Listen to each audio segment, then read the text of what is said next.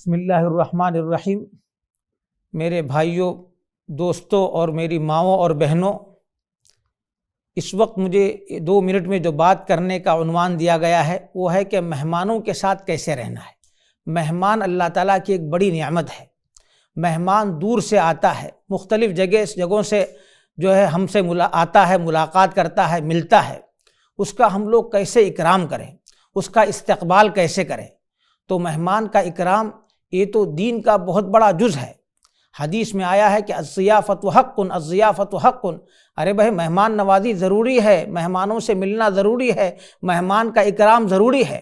انبیاء علیہ الصلوۃ والسلام کے قصے قرآن مجید میں بیان کیے گئے کہ مہمان آتے تھے تو فوراً وہ جو ہے ان کے استقبال کے لیے اور ان کو کھلانے پلانے کی فکر میں لگتے تھے۔ یہ بھی نہیں پوچھتے تھے کہ آپ کہاں سے ہیں، آپ کیسے آئے ہیں، آپ کے آنے کا مقصد کیا ہے۔ یہ سب کچھ نہیں ہے، بس آپ ہمارے گھر میں آ گئے، آپ ہمارے مہمان ہیں، ہم کو جو ہے آپ کو خوش آمدید کہنا ہے، اہلاً و سہلاً کہنا ہے۔ اور پھر مہمان نوازی ہوتی ہے تو اللہ تعالیٰ ہمارے مال میں برکت دیتا ہے، ہمارے جو ہے ہماری عزت میں اضافہ کرتا ہے، ہمارے لیے خیر کے دروازوں کو کھول دیتا ہے، اور جو ہے اللہ تعالیٰ برکت دیتا ہے۔ حدیث میں بار بار کہا گیا کہ خرچ کریے، اے اللہ کے بندو خرچ کرو، آپ پر خرچ کیا جائے گا۔ اے اللہ کے بندو خرچ کرو، آپ پر خرچ کیا جائے گا۔